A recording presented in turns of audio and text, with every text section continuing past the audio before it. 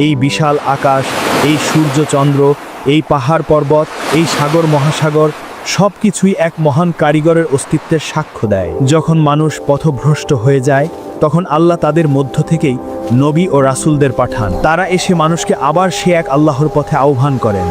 তারা মনে করিয়ে দেন, হে মানুষ, তোমরা তো তোমাদের রবের সাথে একটি চুক্তি করে এসেছিলে, তোমরা সেই চুক্তির কথা ভুলে যেও না। আল্লাহ নবী রাসূলদের উপর আসমানি কিতাব নাজিল করেন, যেমন তাওরাত, জাবুর, ইনজিল এবং সর্বশেষে পবিত্র কুরআন। এই কুরআন হলো সেই প্রতিশ্রুতির এক জীবন্ত দলিল, যা আমাদের বারবার স্মরণ করিয়ে দেয় আমাদের আসল পরিচয় কি এবং আমাদের চূড়ান্ত গন্তব্য কোথায়। এভাবেই আল্লাহ আমাদের ভুলে যাওয়ার পরেও বারবার আমাদের স্মরণ করিয়ে দেওয়ার সুযোগ করে দেন। রূহের জগতের এই পূর্ণাঙ্গ কাহিনী আমাদের এটাই শিক্ষা দেয় যে আমাদের এই দুনিয়ার জীবন আর কিছুই নয়।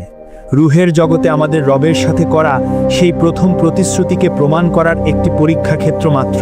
আমরা সেই প্রতিশ্রুতির কথা ভুলে গেছি, কিন্তু আল্লাহ ভোলেননি। তিনি আমাদের পরীক্ষা করার জন্য আমাদের এই দুনিয়াতে পাঠিয়েছেন এবং আমাদের পথ দেখানোর জন্য পাঠিয়েছেন কুরআন ও রাসূল। এখন সিদ্ধান্ত আমাদের। আমরা কি আমাদের সেই প্রথম এবং শেষ পরীক্ষার জন্য নিজেকে প্রস্তুত করব, নাকি দুনিয়ার মোহে পড়ে আমাদের সেই আসল পরিচয়কেই ভুলে যাব? যদি রূহের এই অবিশ্বাস্য সফর এবং তার চূড়ান্ত পরিণতির কাহিনী আপনার হৃদয়কে স্পর্শ করে থাকে এবং আপনাকে আপনার জীবনের উদ্দেশ্য সম্পর্কে ভাবতে সাহায্য করে, তাহলে ভিডিওটিতে একটি লাইক দিন এবং আপনার প্রিয়জনদের সাথে শেয়ার করে এই গুরুত্বপূর্ণ জ্ঞানটি ছড়িয়ে দিন। আমাদের চ্যানেলটি সাবস্ক্রাইব করে ইসলামের এমন আরও গভীর এবং শিক্ষণীয় কাহিনী জানার জন্য আমাদের সাথেই থাকুন।